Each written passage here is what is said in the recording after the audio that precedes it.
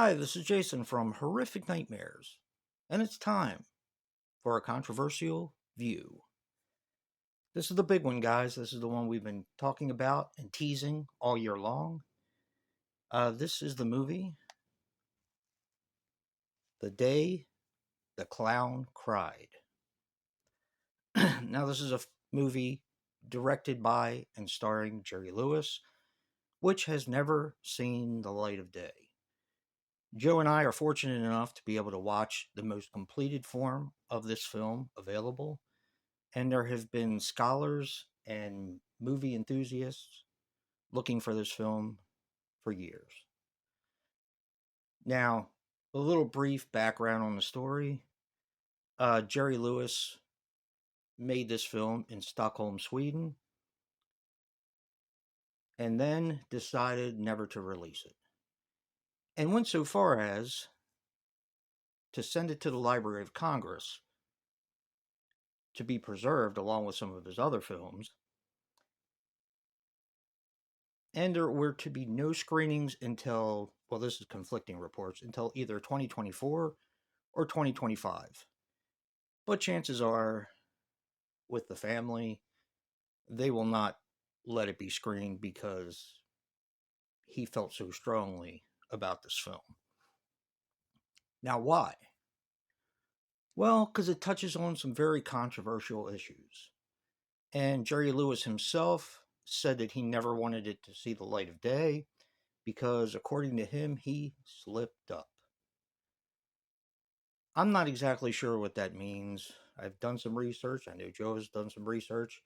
But like I said, there had been a documentary or two made upon it. But being able to see this in its most completed form is a privilege and an honor.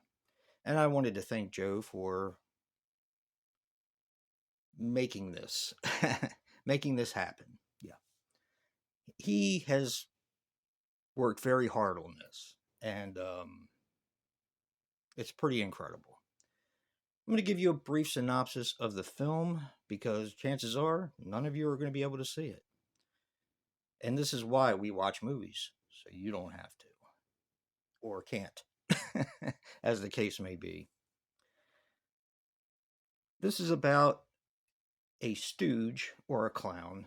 He's actually considered a stooge because he works underneath of a clown. And his name is Helmut Dorku.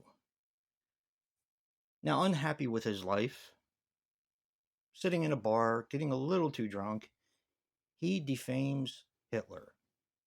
It is overheard, and he is put in a concentration camp and beaten.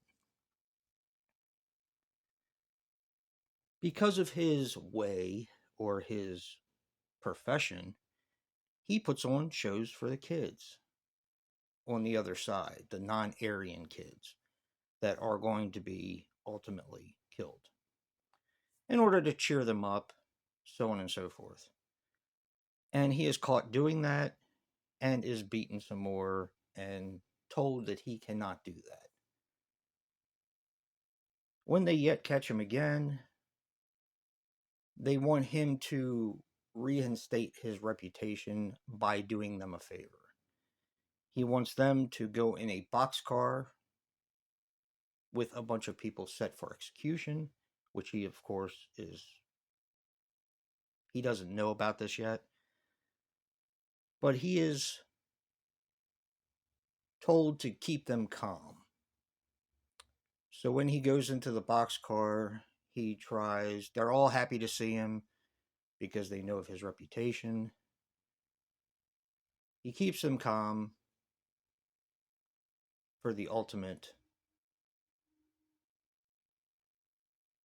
I guess, the ultimate sin, which is he's asked to lead them into the gas chamber.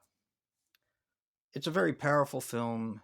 It does use a lot of what Jerry Lewis was famous for, his slapstick comedy, which really lends itself to him being a clown or a stooge, as they called it. But it wasn't really meant to be a comedy. It was meant to be a serious piece and a powerful piece on the Holocaust. And I have a feeling that this subject matter was maybe a little too touchy for Jerry Lewis. That's why he thought better of putting it out there for everyone to see. Now, as I said before, of course, the controversy being the Holocaust and whether or not you can actually make a serious film or a serious film with comic aspects of such a bad piece of history. Um, and maybe that was his ultimate decision not to air this film. But this is a very important film. I hope to see it someday to find out exactly why, and maybe I'll never know why he decided to keep it under wraps. From what I've seen, it is a very powerful film that might have catapulted his career to even bigger than he already was.